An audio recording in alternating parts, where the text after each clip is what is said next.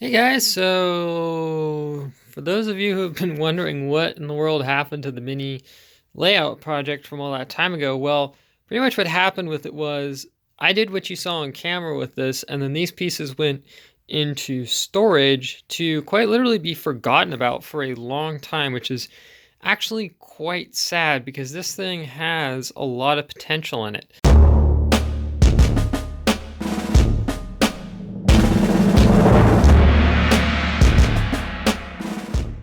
So now that I'm working on a lot more train kit projects and things that I want to have visible, case in point being the diesel locomotive right here, I want to have something that I can use as a photographic backdrop for the model. So that's what this is going to become.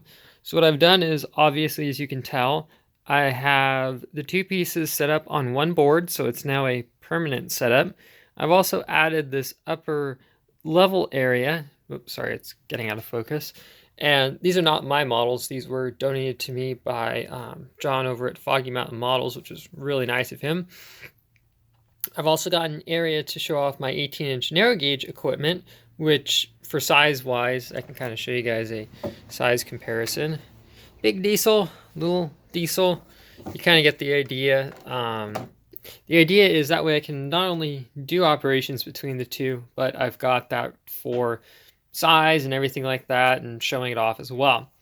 So the plan for here is in this area is going to be a little loading and unloading area. So we're going to have a little ore car unloading area, maybe a little crane to lower things down, pick things up to the upper level.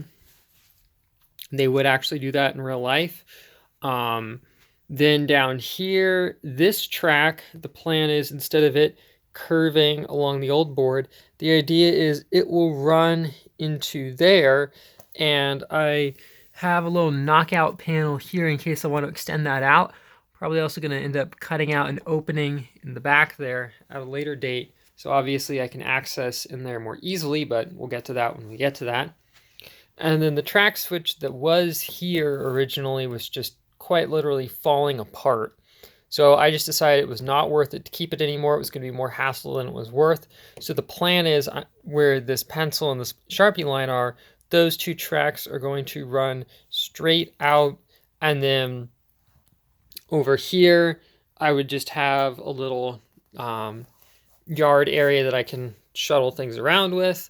If this is just being displayed at a show with the items on it, they'd probably more or less be stationary.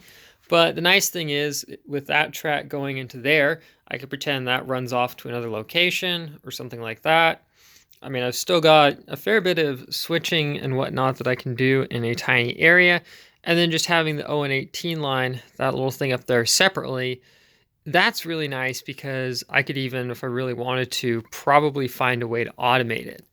Now, to move all of the track switches here, I'm looking into just using some 9-gram hobby servos to do that. So theoretically, this could be set up with like a Circuit Playground Express or an Arduino or something like that to do all that. Now, I'm not trying to make this into a spaghetti bowl of track, but I have thought about running the 0 and 18 line up into here, maybe having a little turntable. I'm probably not going to do that though. I'm actually thinking of making up here like the little living space for all the workers, but we'll see because I'm definitely going to put a little bit of scenery in between there. I'm just using the flat hardboard as a mounting surface for all that stuff. And this whole design is very much open-ended. The whole point behind this is more or less just to show things off and have something I can mess around with.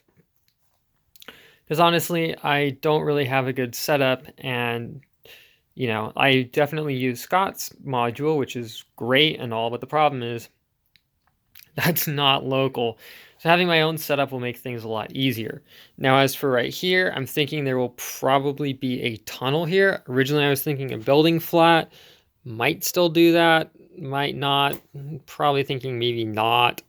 I'll definitely, though, have probably just a tunnel, and then this guy will just branch off earlier somewhere over there, and we'll pretend that goes to another town, and then that sort of thing. So, hope you guys enjoy. The plan with this is I'm probably going to take this back up with me when I go north, And then in my spare time, I'll just work on mocking up the scenery elements, and then probably over Christmas break, I'll actually have time to finish this thing up, but at least it gives me time to work on filling in the big gaps, the big stuff, you know, laying out basic scenery forms. I'm thinking I might use styrofoam for the scenery, but we'll see about that.